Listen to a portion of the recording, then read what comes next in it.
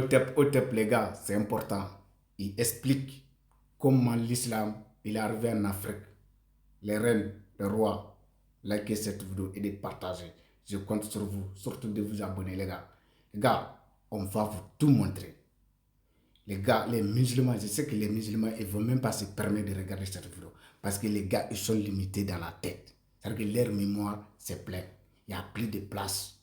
Donc, pour eux, là, non, comment même là, on peut se limiter de ne pas chercher, de ne pas, c'est-à-dire comment dire, de ne pas chercher savoir si ce n'est pas les Africains. Croyance ne doit pas vous limiter de chercher la vérité. Les gars, on est ensemble la famille, écoutez et de partager massivement. On est ensemble, c'est la lutte libérale. C'est pas le monde arabo-musulman qui a inventé la traite des Noirs, mais c'est lui qui va lui donner toute son ampleur et sa violence. D'accord, mais on peut le dire ça aujourd'hui. Oui, on peut le dire, dans la mesure où cette traite aurait débuté au 7e siècle, au cours de la première expansion islamique. Les Arabes qui étaient sur le sentier de la guerre avaient décidé d'envahir l'Égypte. Après avoir occupé ce pays, ils avaient décidé aussi d'envahir la Nubie voisine.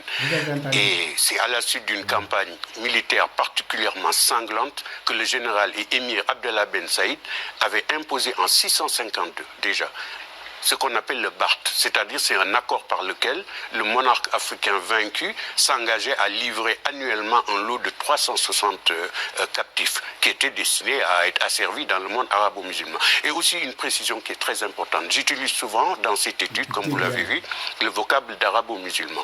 Ce n'est pas pour présenter les pays musulmans comme une entité historiquement homogène. Ce n'est pas une approche essentialiste de l'histoire. Ce n'est pas une approche essentialiste de l'histoire qui voudraient réduire des peuples à leur religion, à leur culture. Je le fais parce que les négriers qui ont trempé dans cette tragédie n'étaient pas seulement des Arabes, ils étaient aussi des Maghrébins qui sont généralement berbères. Ils étaient Turcs. Les Turcs ne sont pas des Arabes, ils étaient Iraniens. Ils étaient Africains. Donc, mais ça, c'est la traite interne. Nous en reparlons si vous voulez. Alors, ces négriers-là étaient aussi Iraniens, donc des Perses, et on a trouvé, et même Asiatiques, puisqu'on a trouvé que le roi du Bengale possédait 8000 esclaves africains au milieu du XVe siècle. Et comme le seul point commun que je trouve entre tous ces peuples négriers était la religion, voilà pourquoi j'emploie le vocable d'arabo-musulman. Pourtant,